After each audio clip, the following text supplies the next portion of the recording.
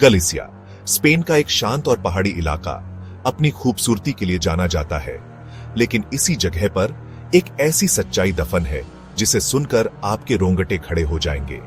ये कहानी है सेंटा कॉम्पाना की।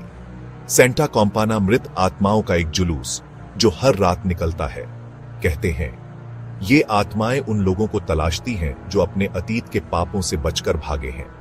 इस रहस्यमयी घटना को पहली बार देखा गया था 1985 में, जब एक 19 साल का लड़का मिगुएल अपनी बाइक पर देर रात घर लौट रहा था। रात के करीब 12 बजे का समय था। मिगुएल एक सुनसान रास्ते से गुजर रहा था। चारों तरफ घना जंगल और सिर्फ चांद की हल्की रोशनी। अचानक उसने देखा कि सड़क के बीचों बीच धुंध छाने लगी।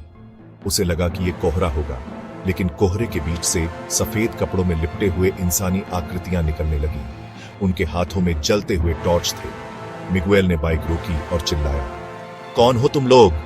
कोई जवाब नहीं, लेकिन उन आकृतियों के चेहरों पर गहरी छाया और खाली आंखें थीं।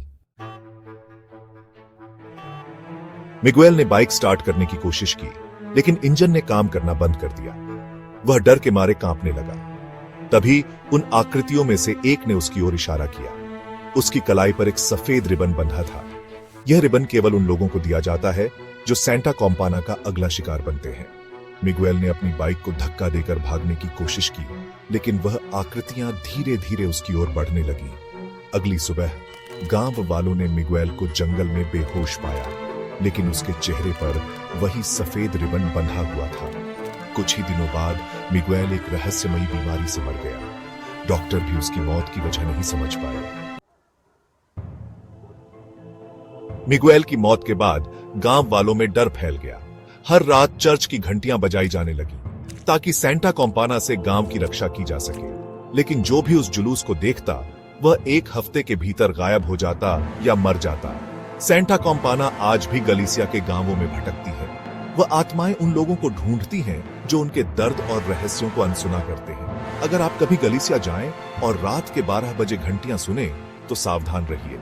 हो सकता है सेंटा कॉम्पाना आपके लिए आई हो।